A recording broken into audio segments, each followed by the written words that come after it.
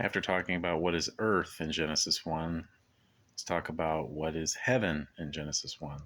Heaven's a little more complicated than earth in how the term is used, both in Genesis 1 and throughout the Bible. Earth is pretty consistently used throughout the Bible, whereas heaven is used in different ways. This video is really just about how heaven is used in Genesis chapter 1. When you look up at the sky at night, assuming there's no low clouds, or even in the daytime, you look up and you see the sun, you see the moon, or at night you see the stars. It isn't obvious that some things are farther away than others. Some stars are brighter than others, but it isn't obvious that there's a bigger distance between the Earth and some stars versus others.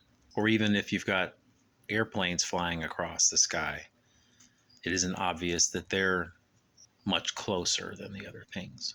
It's interesting that some translations describe God as creating an expanse and others as creating a firmament, which is then equated to heaven. When God creates the firmament or the expanse, it's called heaven. In the literal meaning of the Hebrew term rakia, which is, and I'm probably saying it wrong, which is translated firmament or expanse, it has the sense of like a beaten out sheet of metal. So if you think of it as not open space, but kind of like a roof. I think the best example I have that I can understand it is like the top of a snow globe. So if you imagine yourself inside a snow globe and you're looking up and you see the plastic or glass roof, that's the literal meaning of the word rakia. If you read some of the other verses in chapter 1, it talks about God setting the lights in the firmament. So it's almost as if you, and again, this is thinking literally, if you're looking up and you see the stars like they've been set in the roof of the snow globe, for example, you're looking up and you see them set in the surface, or if you see think of the sun rising and setting, it moves across the roof of the snow globe. Again, that's if you're looking at the word strictly literally. Now, this is language, it isn't math, so we can't just take the literal translation and run with it, as so many do. And that's where you get some people trying to claim that the Bible teaches the flat earth theory. First of all, they're defining earth wrong. And second of all, they're just taking things way, way too literally. You can't take everything hyper literally. Even in ordinary speech in English, you can't do that.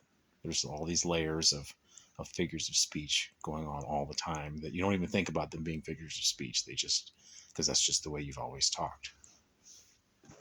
There's even a verse in there that talks about birds flying across the firmament. Now, if you think about if you look up and see a bird and it's flying high enough, it isn't obvious that the bird isn't actually part of the firmament or part of the sky, just moving across it versus moving through the air, which is what we certainly know is literally going on. But as I said in the Earth video, Genesis 1 describes things from the point of view of a person standing on the land and what that person would see. It's not a science book. It's not trying to give you the literal realities behind everything. It's describing what is seen. The other thing that's confusing about heaven in chapter 1 is that it said that it divides the waters from the waters. So the waters below the firmament from the waters above the firmament. What does that mean? Does that refer to the blue sky as if the blue sky is water? Or does it refer to the fact that rain comes from up there?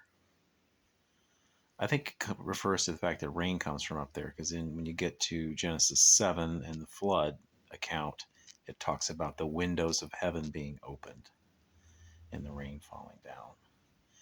Obviously, we're not talking about literal windows. The writers didn't envision them as literal windows. They spoke a lot of figurative language too, just like we do.